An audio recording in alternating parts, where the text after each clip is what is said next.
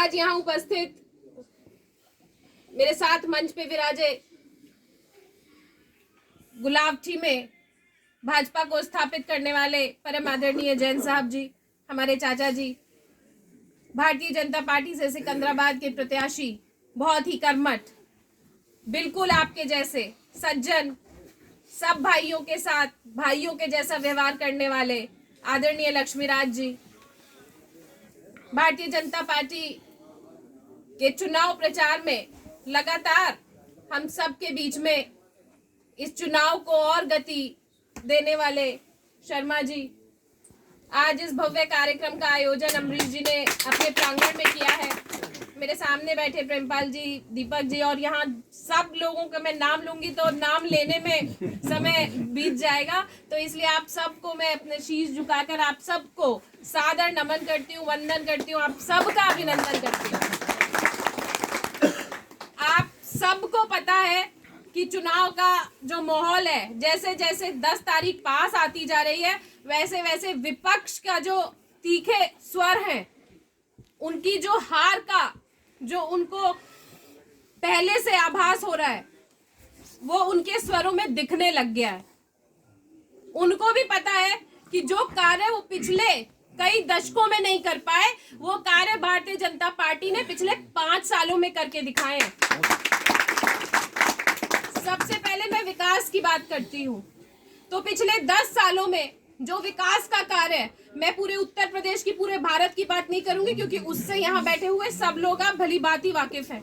मैं बुलंदशहर की बात करूंगी। बुलंदशहर को सबसे पहले पूर्वांचल एक्सप्रेसवे से जोड़ना, 2 सबसे बड़े एक्सप्रेसवे बुलंदशहर में जोड़ना, बुलंदशहर को मेडिकल कॉलेज देना, कोरोना के टाइम पे हमारे बुलंदशहर में इसके ऑक्सीजन प्लांट्स लगाना, सारे CHC, सारे PHC सब पर ऑक्सीजन के वेंटिलेटर्स और oxygen plants, mini oxygen plants लगाना, ये भारतीय जनता पार्टी की सबसे बड़ी उपलब्धि है। अगर और कोई पार्टी होती तो मैं समझती हूँ कि आधा भारत भूखा मर रहा होता, क्योंकि आज भी राशन हर घर में जा रहा है कि नहीं जा रहा है? आप जा रहा है। यहाँ पे बैठा हुआ एक एक व्यक्ति भारतीय जनता पार्टी का समर्पित कार्य करता है, तो मुझे उनकी उपलब्धि गिनाने की जरूरत नहीं है, लेकिन हमको ये समझना है और हमको लोगों को ये समझाना है। अगर आज मैं आपके सामने खड़े होकर ये बात कहने की हिम्मत कर पा रही हूँ, ये बात यहाँ खड़े होने की हिम्मत जुटा पा रही हूँ, तो इसलिए कि मैंने हिम्मत की, मुझे ये भरोसा था कि भारतीय जनता पार्टी मेरी तरह बेटियों का, बहनों का संरक्षण करती है। इसलिए मैं इस संसाधन भरे चुनाव में, जो दबंगता का चुनाव माना जाता है, मैंने उसे लड़ने की हिम्मत की, क्योंकि भारतीय जनता पार्टी बेटियों के लिए आज वही अगर समाजवादी पार्टी होती तो उनका जो प्रेफरेंस है कौन होता? कोई दबंग, कोई गुंडा, कोई डकैत। लेकिन भारतीय जनता पार्टी का एक एक प्रत्याशी एक ऐसा प्रत्याशी है जो धार्मिक है, जो सनातन को मानता है, जो लोगों में, लोगों के बीच लोगों जैसा व्यवहार करता है, व्यवहारिक होता है। उसका उदाहरण आप देख रहे हैं। आज भारतीय जनता पार्टी ने सिकंदराबाद में कितना बढ़िया प्रत्याशी दिया है। हमको वो समय नहीं भूलना चाहिए। होली आ रही है और भगवा में होली बनाने की हम सबकी तैयारी है, लेकिन वो समय याद है कि शुक्रवार वाले दिन होली खेलने के लिए 10 बजे के बाद प्रतिबंध लगा दिया था। हाँ जी, लगा दिया। तो वो समय नहीं भूलना है हमको, क्योंकि जुम्मा था। इसलिए कौन सी गलती थी भैया हमारी, हमको बता दो। आज बिजली का जुमला दे रहे कि बिजली फ्री देंगे। कहां से बिजली फ्री दोगे? जब पैसे लेते थे तब तो पूरा प्रदेश अंधकार में था, और अब तुम फ्री में बिजली बांट दोगे। भारतीय जनता पार्टी ने हर उस गांव में बिजली पहुंचाने का कार्य किया है जहां पे बिजली आजादी के टाइम से अभी तक नहीं पहुंची थी। और कौन से, मतलब आप सबको पता है कैसे समाजवादी पार्टी का जो गठबंधन हुआ है, उसका, उनके प्रत्याशियों की जो प्रेफरेंस है वो कौन से प्रत्याशी हैं? वो प्रत्याशी हैं जो दबंग है, जो गुंडे हैं। तो वो सरकार चुननी है जो गुंडे डकैतों को संरक्षण देती है, या वो सरकार चुननी है जो उनके घरों पे बुलडोजर चलवाती है? कोरोना काल में आज कि हमारा एक एक कार्यकर्ता यहाँ पे बैठे हुए, हर बंधु, हर बुजुर्ग, हर आप लोगों ने धन धन सतगुरु के माध्यम से कितनी मदद की, कितने हमारे कार्यकर्ता लोगों ने आपसे मदद के लिए आए होंगे जी, वहां राशन नहीं पहुंचा, वहां आप भी पहुंचा। हमारे भारतीय जनता पार्टी के एक एक कार्यकर्ता, राष्ट्रीय स्वयंसेवक संघ का एक एक स्वयंसेवक, जब समाजवादी पार्टी के लोग, कांग्रेस के लोग बाहर विदेशों में छुट्टियां मना रहे थे, तब वो सड़कों पे भाग रहे थे, रेलगाड़ियों के पीछे भाग रहे थे, मजदूरों को उनके घर तक पहुंचा रहे थे। तो अगर संकट का साथी भारतीय जनता पार्टी है, तो वोट का पाने का अधिकारी भी भारतीय जनता पार्टी है। भारतीय जनता पार्टी ये चीज हमारे कार्यकर्ताओं को पता है, लेकिन ये सारी चीजें हमको लोगों को बतानी है। आज वही कश्मीर है, मैं कहती हूँ हमारा क्षेत्र वो क्षेत्र है जहां से गांव में अगर हम आज भी जाएं, हर दूसरे घर में एक आर्मी में जवान मिलता है, हमारा भाई। सबसे ज्यादा गोली अगर छाती पे कोई खाता है, हमारे क्षेत्र के भाई खाते हैं। तो अगर भारतीय जनता पार्टी ने आर्मी में सबसे ज्यादा काम किया है, विंड फोर जैकेट्स से लेकर फाइटर जेट्स तक, तो वो भारतीय जनता पार्टी ने दिए। पहले किसी ने नहीं सोचा, हमारे भाई शहीद हो के आते थे और हम बिलख के रो रो कर कुछ नहीं कर पाते थे, असमर्थ होते थे।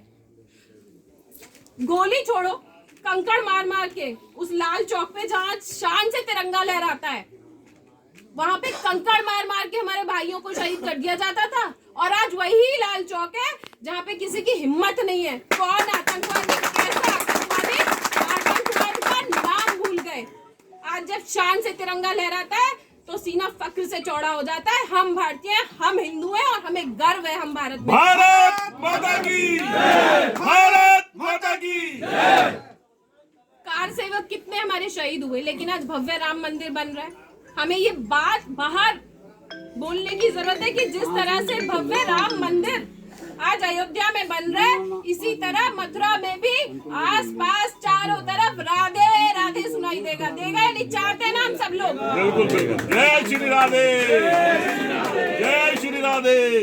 तो बस वोटों में भी ऐसे ही राधे राधे करा दो और भारतीय जनता पार्टी को यहाँ से अपने प्रत्याशियों को जितनी वोट कभी भी इतिहास में सिकंदराबाद पे ना पड़ी हो, उतनी वोट से आप भाई को यहाँ से विजयी बना के भेजो। ऐसा मेरा आपसे करबद्ध हाथ जोड़ के निवेदन है।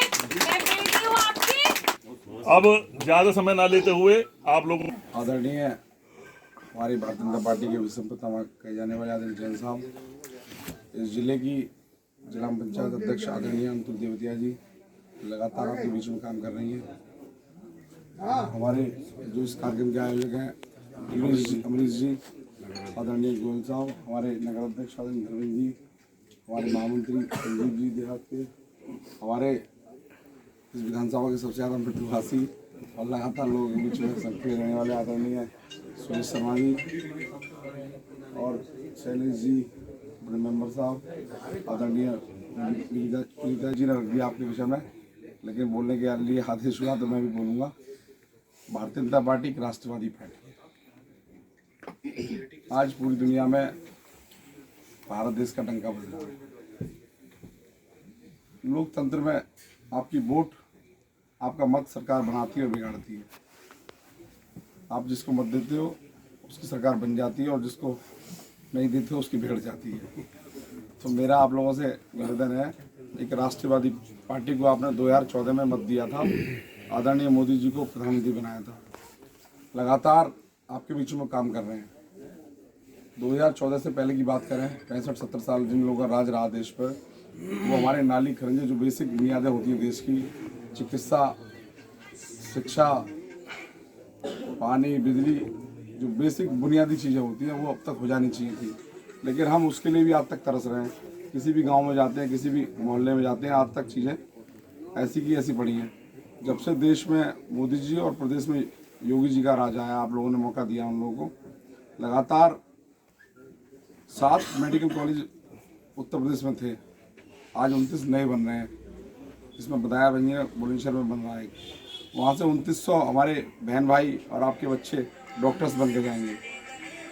लगातार पूरे प्रदेश में एयरपोर्ट बन रहे हैं। हमारे पास में एयरपोर्ट जो दुनिया का 4थे नंबर का और एशिया का नंबर 1 का एयरपोर्ट बनने जा रहा है, जिससे हमारे नौजवानों को रोजगार वहाँ से मिलेगा।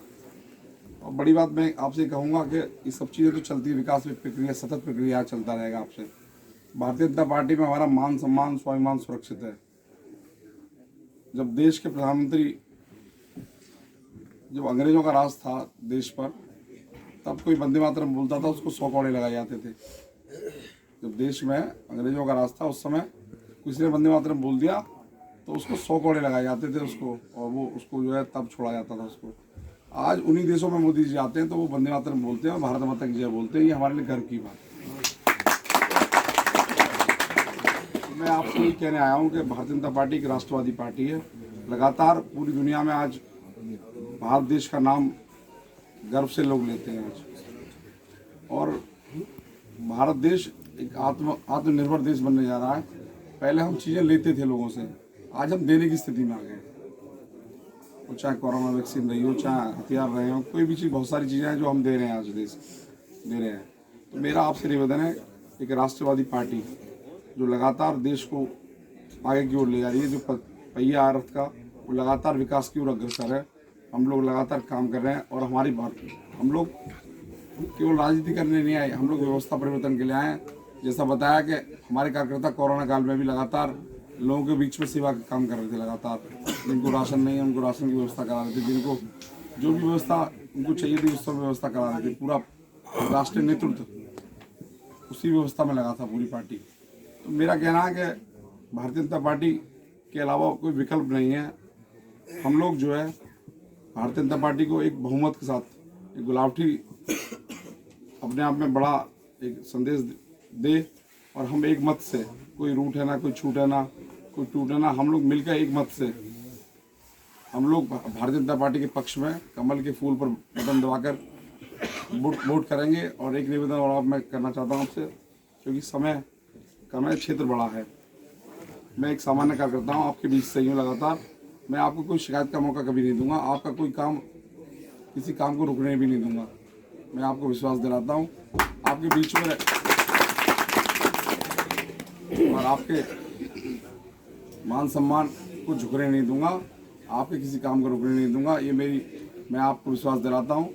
और साथ ही साथ मैं कहना चाहता हूँ कि आप सब लक्ष्मीराज बनकर, क्योंकि सब जगह जाना संभव नहीं है। जैसे आज कार्यक्रम था 5 बजे, लेकिन लोगों का इतना प्यार और स्नेह मिल रहा है कि कहीं जहाँ समय आधे घंटे का होता है वहाँ 1 घंटा लग जाता है। सभी लोग चाहते हैं कि हमारे यहाँ भी चलें और सबसे पहले, तो सब जगह जाना संभव नहीं है। तो आपसे मैं निवेदन करने आया हूँ, आप घर घर जाकर, गली गली जाकर, मोहल्ले मोहल्ले जाकर आप भारतीय जनता पार्टी के लिए अपील करेंगे कि हम लोग भारतीय जनता पार्टी को वोट करें। और खाली गुलावटी में नहीं, जहाँ जहाँ आपके रिश्तेदार रहते हैं, जहाँ जहाँ आपके नातेदार रहते हैं, जहाँ जहाँ आपकी दोस्ती है, जहाँ जहाँ आपके संबंध है, आप पूरे उत्तर प्रदेश में भारतीय जनता पार्टी के लिए अपील करेंगे। मैं ऐसी बात कहकर आपसे अपनी बात को समाप्त करता हूँ। बहुत बहुत धन्यवाद। और मैं अभी सभी अपने जो व्यापारी बंधु हैं और डेरा सच्चा सौदा के जो अनुयायी हैं उनको प्रणाम करता हूँ। बहुत बहुत धन्यवाद।